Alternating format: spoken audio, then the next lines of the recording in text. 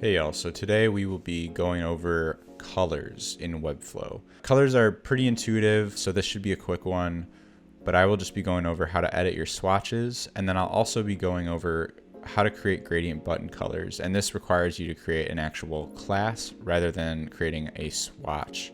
You can't actually save gradient swatches to Webflow without creating a class.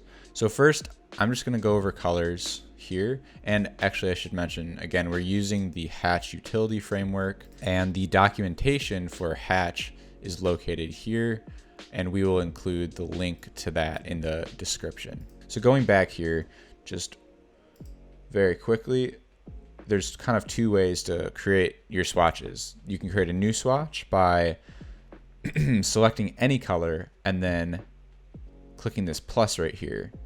But if I want to edit an existing swatch, what I'm going to do is hover over this. It says edit swatch, and then just click that, and then I can change my color.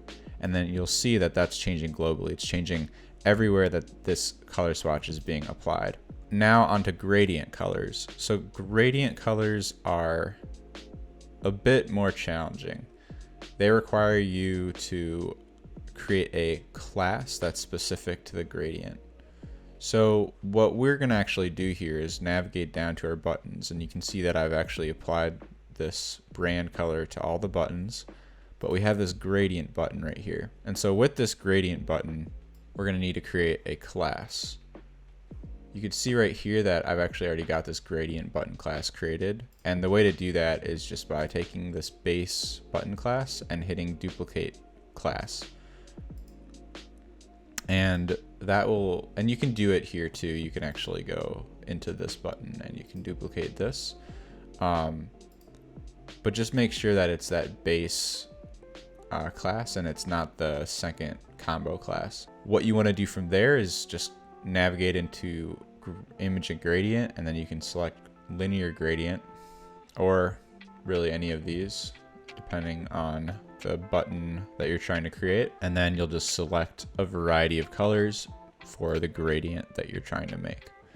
And then and actually I'll just quickly show you, if I change this, it's going to change everywhere because it's got that base, it's got that button class on it, so whatever color is applied to my button, it'll get that color. So that is colors and elements.